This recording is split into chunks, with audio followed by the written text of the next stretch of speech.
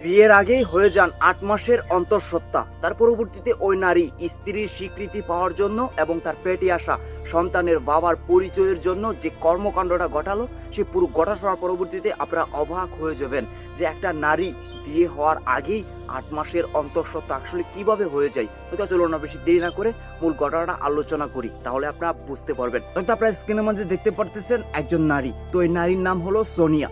তো এই সোনিয়ার বিয়ে হয়েছিল, একটা সন্তানও আছে। তো তার পরবর্তীতে তার স্বামী রোড অ্যাক্সিডেন্ট করে প্রাণ হারায়। তারপর থেকেই তিনি একা এবং নিঃস্ব হয়ে যায়। তারপর তিনি ঢাকায় চলে আসেন তার সন্তানকে নিয়ে, এবং সেখানে তিনি একটি কোম্পানিতে চাকরি করতেন। আর সেখান থেকেই তার পরিচয় হয়। আপনারা স্ক্রিনের মধ্যে দেখতে পারতেছেন আনসার আলী নামের এক যুবকের সাথে।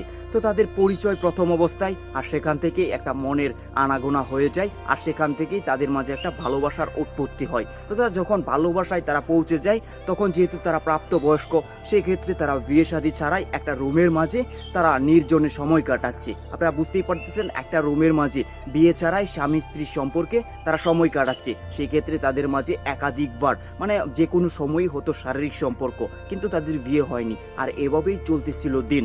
তো হঠাৎ করেই এই তরুণী বা এই নারী তিনি অন্তঃসত্ত্বা হয়ে যান, মানে তিনি গর্ভবতী হয়ে যান। তার পরবর্তীতে তার যে ওই প্রেমিক ছিল তাকে তিনি চাপ প্রয়োগ করতেছে নানানভাবে, যে এখন তো আমি অন্তঃসত্ত্বা হয়ে গেছি, এখন তোমার বাচ্চা আমার গর্ভে চলে এসেছে, তো এখন একটা ফয়সালা করো, এটার একটা বিয়ে শাদী দিয়ে একটা ফয়সালা করো, না হলে তো মানুষ আমাদের দিকে আঙ্গুল তুলবে। তার পরবর্তীতে ওই আনসার আলী তার মনের বিরুদ্ধে গিয়েই তিনি কাজী অফিসে গিয়ে এটা একটা বিয়ে শাদীর মাধ্যমে ফয়সালা করে। কিন্তু সোনিয়ার এতেও সুখ মেলেনি, কারণ ওই আনসার তো তিনি মানে মনের বিরুদ্ধে গিয়ে কাজটা করেছে। হয়তো তার পরবর্তীতে মানে সন্তান যখন গর্ভে বড় হতে থাকে, ৫-৬ মাস পেরিয়ে যায়, তখন আনসার আলী ওই ঢাকা থেকে তিনি বেপাত্তা হয়ে তার গ্রামের বাড়ি সিরাজগঞ্জ চলে আসে। আর এদিক দিয়ে সোনিয়া, তার তো মাথায় আসমান ভেঙে পড়েছে, যার সন্তান তার গর্ভে, কিন্তু ওই সন্তানের বাবা তাকে তিনি খুঁজে পাচ্ছে না। এই বিষয়টা তার একটা চিন্তার বিষয় হয়ে গেল। তার পরবর্তীতে তিনি ঠিকানা মোতাবেক চলে আসেন সিরাজগঞ্জে, এবং আসার পরবর্তীতে তিনি ওখানে বিয়ের অনশনে বসেন এবং সন্তানের পিতৃ পরিচয়ের জন্য অনশনে বসেন। তারপর এই এলাকা জুড়ে একটি চাঞ্চল্যকর পরিবেশ সৃষ্টি হয়ে যায়। মানুষ দূর দূরাপি থেকে এসে ভিড় করতেছে, এবং মানুষজন বলতেছে ওই আনসার আলীর তো ঘরে স্ত্রী আছে, তিনি স্ত্রী রেখে ঢাকা গিয়েও তিনি অন্য একটা মেয়েকে বিয়ে ছাড়াই প্রেগনেন্ট করে দিল। এই ধরনের কথাগুলো এলাকায় বলা বলি করতেছে। কিন্তু ওই তরুণী বলতেছে যে আমার সাথে তিনি থেকেছে, তার সন্তান আমার গর্ভে, তো এখন আমাকে অবশ্যই তিনি স্বীকৃতি দিয়ে গড়ে তুলতে হবে, এবং এই সন্তানের মানে পিতৃ পরিচয় তার হতে হবে।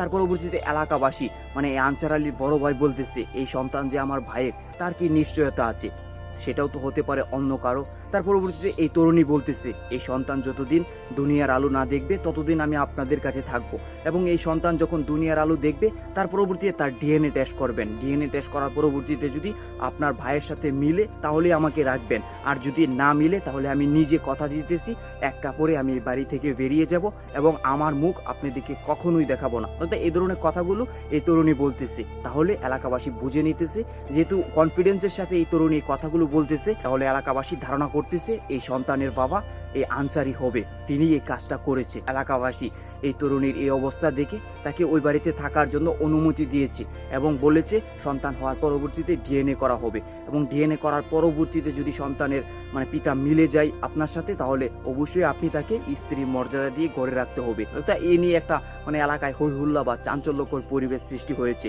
তো এখন আপনাদেরকে আসলে যে মেসেজটা দিতে চাই, মানে বিশেষ করে মেয়েদেরকে, আপুদেরকে যে মেসেজটা দিতে চাই, বিয়ে ছাড়া মানে কখনোই মানে স্ত্রীর স্বীকৃতি না নিয়ে কখনোই একটা পুরুষের সাথে মানে অস্বাভাবিক মিলামিশাই যাবেন না, তাহলে হয়তো বা আপনাদের সাথে এই ধরনের ঘটনাগুলো অহরহর ঘটে যেতে পারে। কারণ আমাদের সমাজে তো অহরহর ঘটতেছে। তার পরবর্তীতেও কেন যে আপনারা শিক্ষা নিচ্ছেন না, মাত্র কয়েক মিনিটের একটু আনন্দের জন্য, তার পরবর্তীতে নিজেদের মানসম্মান যায়, পরিবারের মানসম্মান যায়, এবং মানে একদম একটা বেয়াজ্জতি অবস্থা হতে হয়। সে কারণে ভিডিওটা আপনারা অতিরিক্ত পরিমাণে শেয়ার করবেন, যাতে করে এই ভিডিওর মাধ্যমে অনেকে সতর্ক হতে পারে এবং অনেকে বিষয়গুলো বুঝতে পারে। তো আজকের মতো এই পর্যন্তই, দেখা হবে পরবর্তী কোনো ভিডিওতে খুব দ্রুত। সে পর্যন্ত সবাই ভালো থাকুন, সুস্থ থাকুন, আর অবশ্যই বড় বড় মতো কথা কিন্তু একটাই, মন্দ কাছে বিরত থাকুন। ধন্যবাদ সবাইকে। আসসালামু আলাইকুম।